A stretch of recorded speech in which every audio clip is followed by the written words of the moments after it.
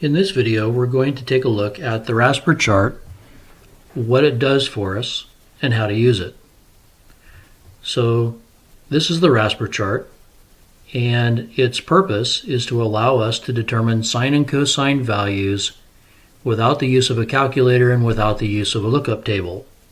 So the actual values of sine and cosine are somewhat difficult to predict without some sort of a tool to look them up.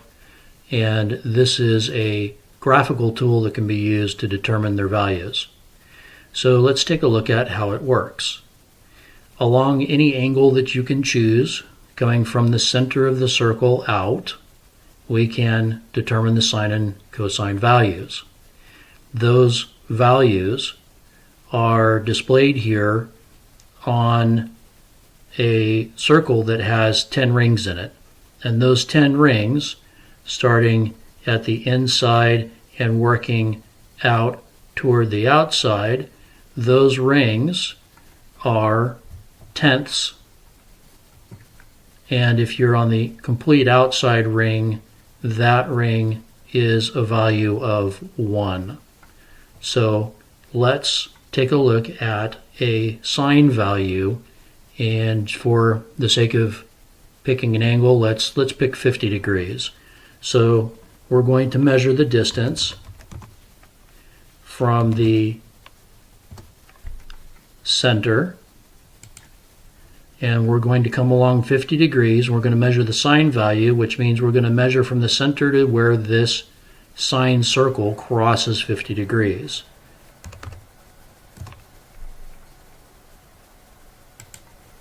And we can see that the distance that we saw between the center and where that circle crosses 50 degrees is 0.7660.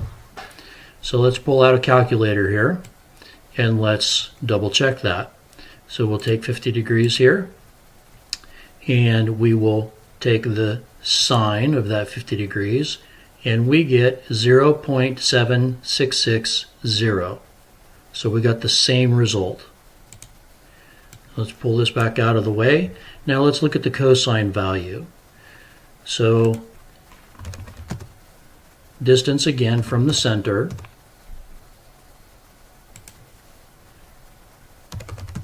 to the intersection. Here's the cosine circle, here's 50 degrees, this is where they intersect. And the distance here is 0.6428. So let's bring in the calculator. 50 degrees, cosine value 0.642, and you can see it would round off to an 8 in the next digit.